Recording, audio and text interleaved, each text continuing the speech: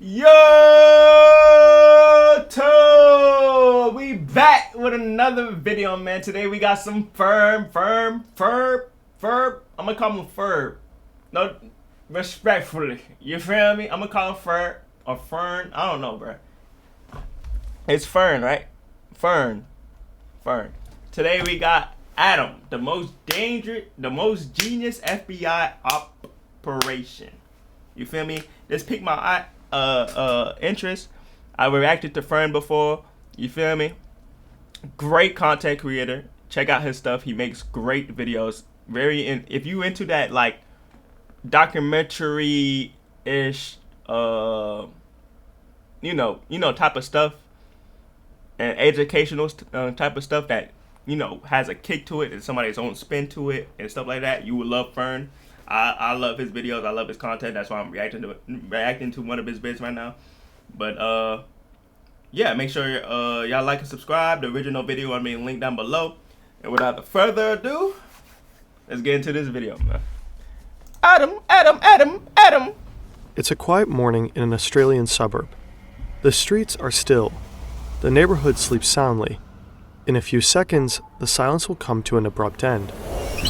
Oh shit! That scared the fuck out of me. Oh my god, I was not expecting that, bro. I was a little too comfortable. I let my guard down and everything. I'm sorry, Fern. I'll suit up. FBI, run me up. All right, man. My fault. God damn, bro. That shit scared the fuck out of me. The video just started, gang. Come on, Fern. The video just started. God damn. In a few seconds, the silence will come to an abrupt end. Oh, he did low-key warn me, though. I ain't gonna hold you, but it was too fast. Armed officers will storm through family homes. Flashlights will cut through the darkness, illuminating the startled faces of criminals, violently ripped from their sleep. Scenes like these will happen all across the world. A global storm is coming down on organized crime. As the sun is rising, from Asia to Europe and finally to the Americas, police in 16 countries will strike. They will raid drug labs, secret warehouses, and private residences.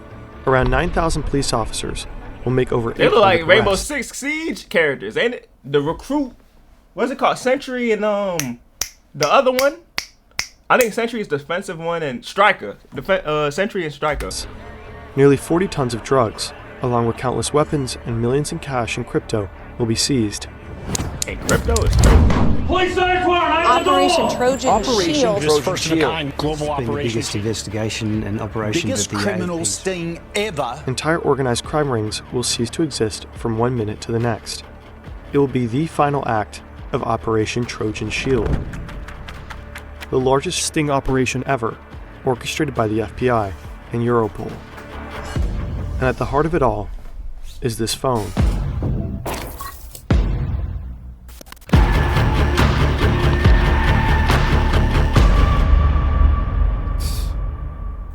bro. And you know what's crazy? These I'm gonna stop pausing after this because I know y'all niggas be on my fucking neck.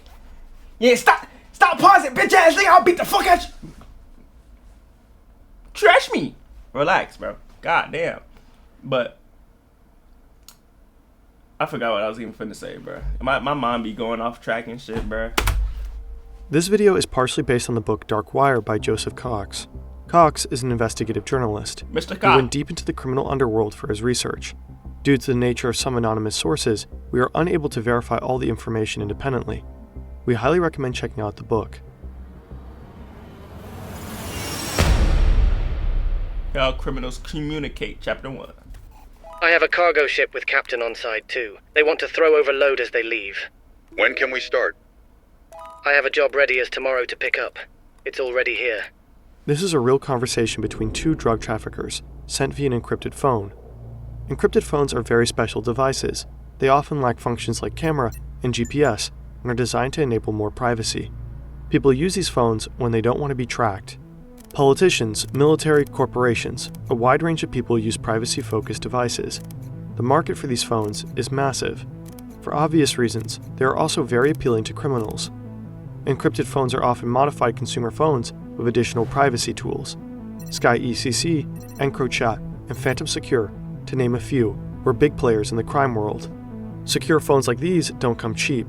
Phantom Secure, for example, charged up to $2,000 for a 6-month subscription. This is the price you $2,000 for 6 months, my nigga? What the fuck? Pay for absolute privacy. Some of these phones come with a very handy feature. So, he picked up the load, and I think he's been arrested and in need. There's a lot of evidence and f***ing shit on my BlackBerry. Yeah, I need that evidence gone, ASAP. 1 sec. But the thing is, cops can't access it, right?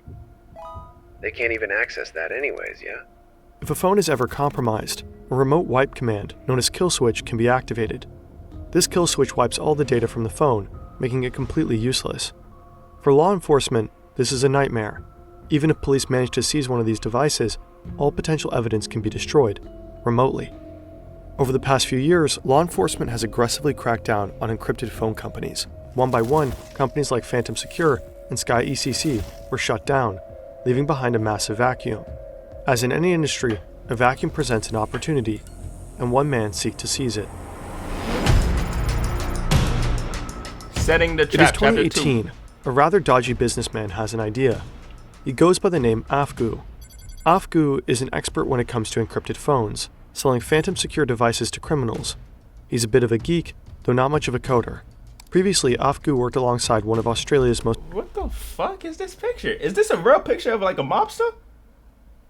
Goddamn, nigga look like a kinky fuck. Goddamn, bro. Nigga look like he diddle with kids, yeah. If you are part of the mobster and you watching this video, I'm a regular civilian. You feel me? I'm a regular civilian. I didn't do shit. I'm just joking, name. Take a joke, nigga. The fuck? But nah, this nigga look crazy. And to sit here and act like he don't look crazy is insane to me. most notorious drug traffickers.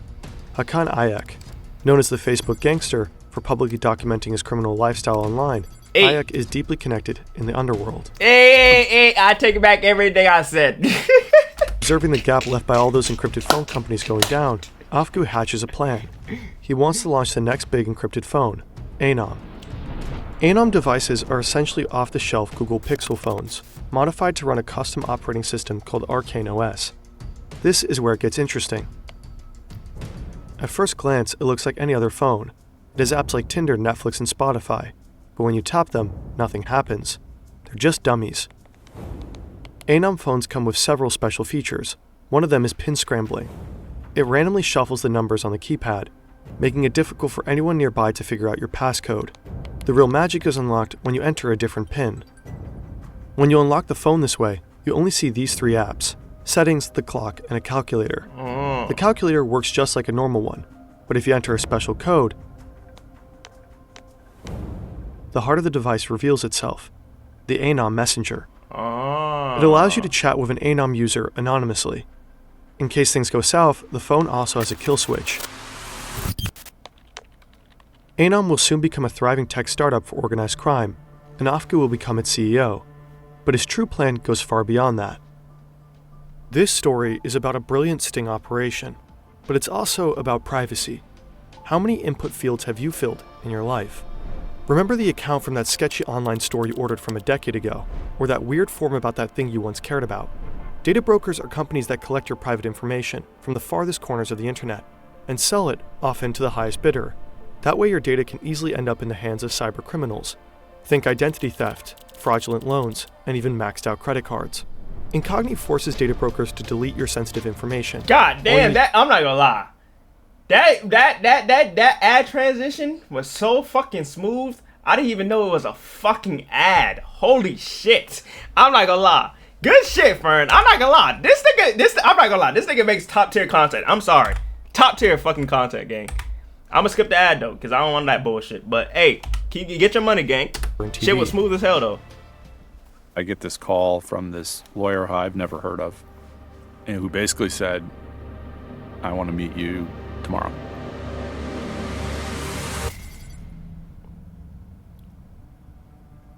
This is Andrew Young. He works for the Department of Justice in San Diego, California.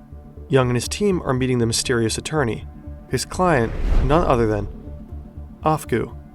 Turns out the lawyer reached out to broker a deal. Afgu is offering his product, ANØM, to the FBI. The offer: Afgu will build the next generation of privacy phones, and law enforcement will have total access. A hidden back door. The ultimate get-out-of-jail-free card for Afgu, in case he ever needed one. His personal intentions for that are not clear. Presumably, there's already a lot of dirt on them. Afgu's attorney pitches the phone to the authorities like a Silicon Valley tech demo. Andrew Young and his team quickly realize this could be a once-in-a-lifetime opportunity.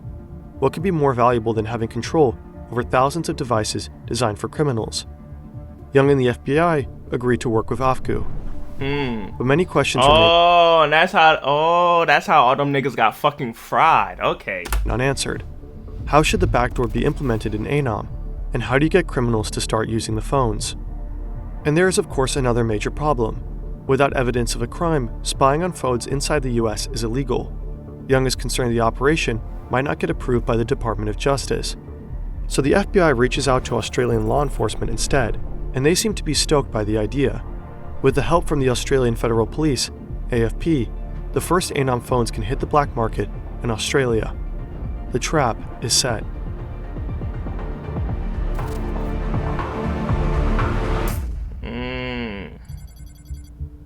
The Startup, Chapter 3. Months go by as Afgu builds his company. The FBI remains hidden in the shadows.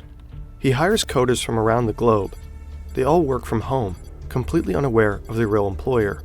As CEO, Afgu collaborates closely with law enforcement.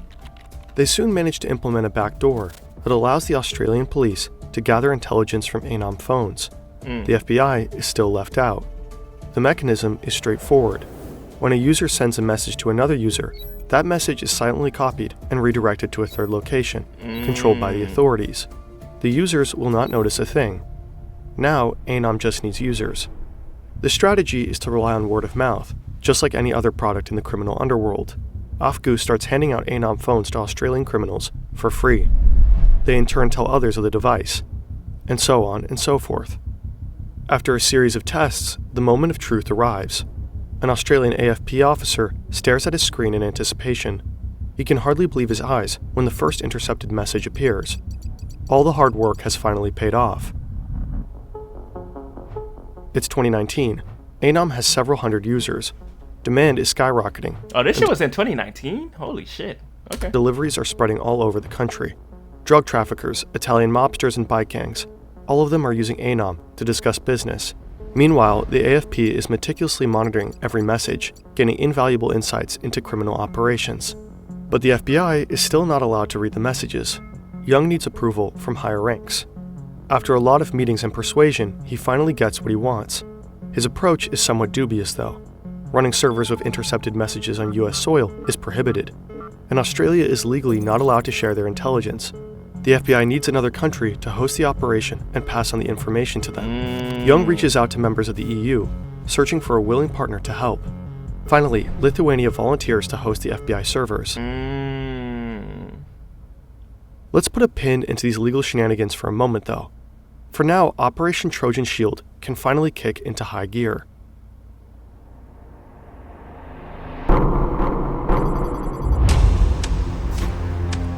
It's crazy how much bullshit that these niggas gotta go through. So it's like, it's really holes throughout any law. If you really like dig into it, bruh.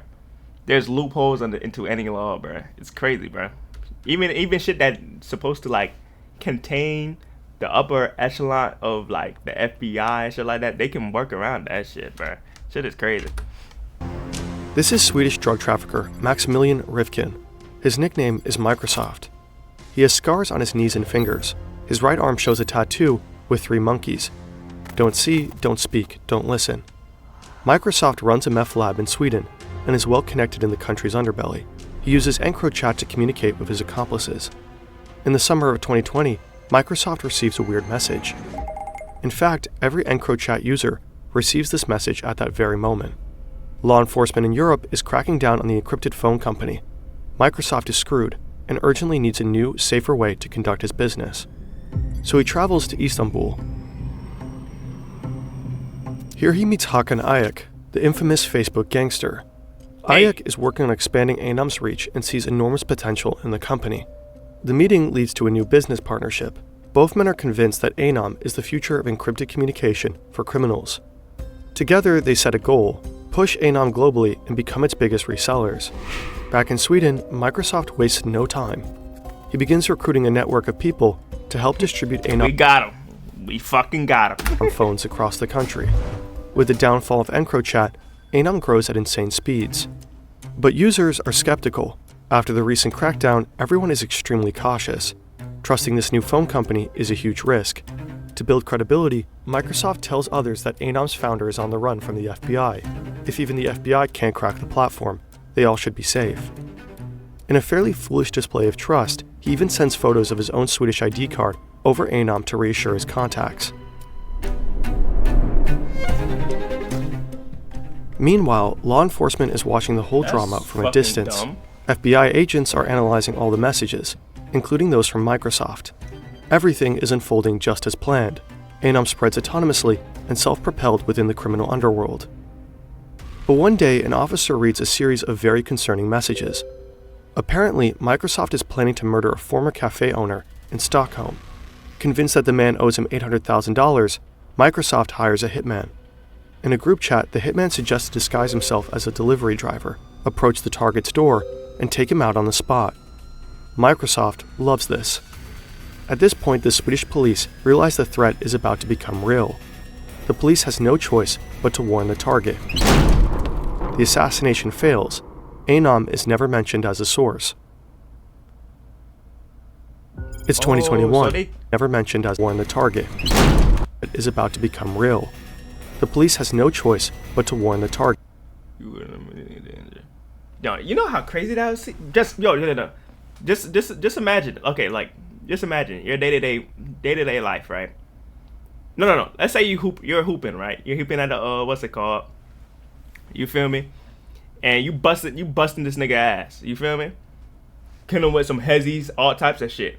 You talking shit. You know what I mean? You whooping this nigga ass. You talking shit.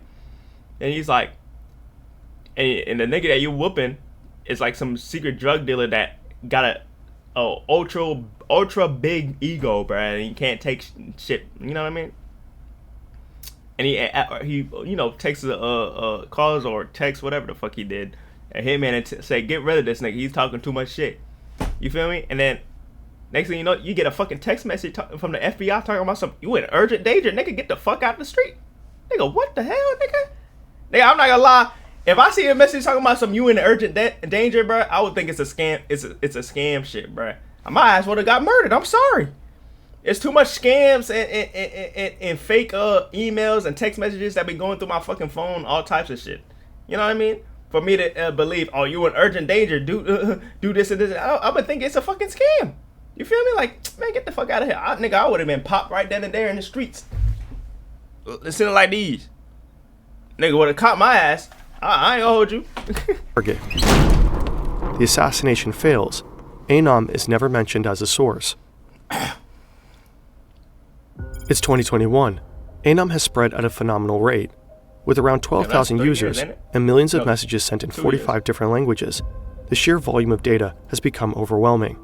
FBI agents are sifting through countless messages from all over the world, ranging from drug deals and murder-for-hire schemes to money laundering operations, and even the occasional unsolicited pic. When lives are at risk, the police are forced to intervene. ANØM, however, can never be named as a source during fieldwork, or the entire operation would be exposed. The secrecy of the operation is paramount. With every new user, this problem multiplies. Eventually, the flood of intelligence becomes too much to process. At the same time, Lithuania's court order is coming to an end. Without Lithuania, where the ANØM servers are running, the FBI cannot spy on people anymore. After 4 years, Operation Trojan Shield needs to end. But when it does, it sends shockwaves through global organized crime. Operation Trojan Shield. Global operation. Biggest investigation and operation. Biggest criminal sting ever. ANØM users all around the world are waking up to a nightmare. Heavily armed law enforcement enters their home, somehow fully and thoroughly aware of all their illegal dealings. Later that day, the FBI comes out publicly and reveals the secret behind ANØM. For the first time, the FBI developed and operated its own hardened encrypted device company called ANØM. Law enforcement agencies across the globe celebrate their unprecedented victory.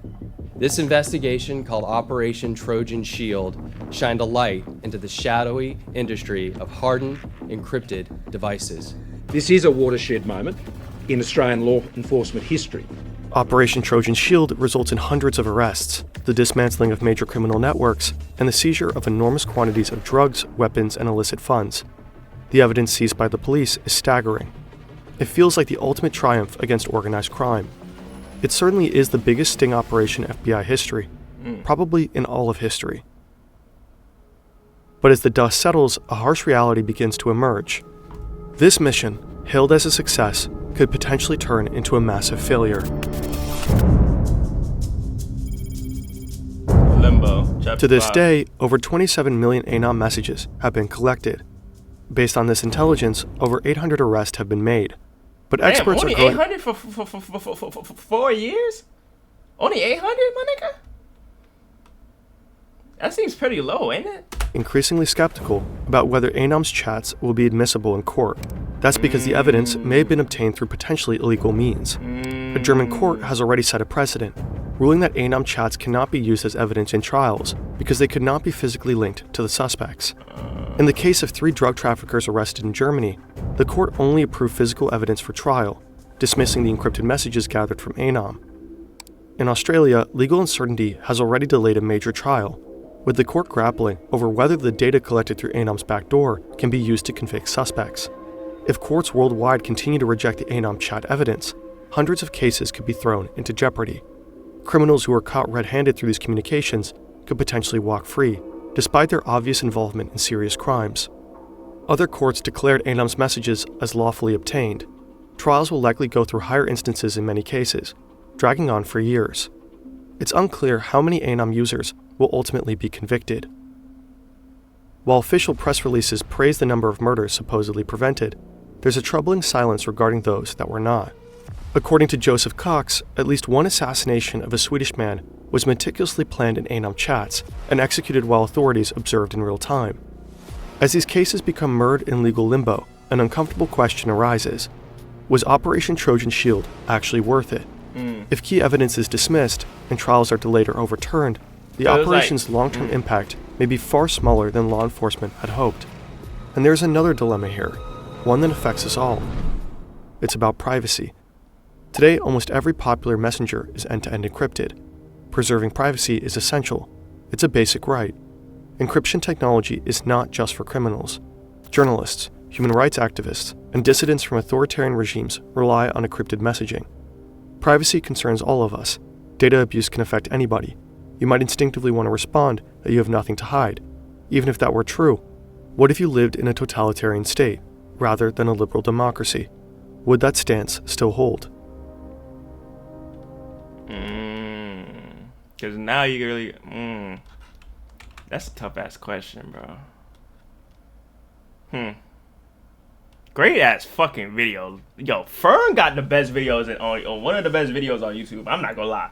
Like, I'm all like, him and Tommy G are probably like the 2 like documentary type like YouTube channels that I feel like they're like it's like Fern, Tommy G, huge ass gap, everybody else. I don't even have to see anybody else, bro. Fern makes great ass fucking videos, bro. Insane, bro. Great video, Fern. Yeah, and that's it. Make sure y'all like and subscribe. The original video gonna be linked down below. And without further ado, I'll see y'all in the next video, man.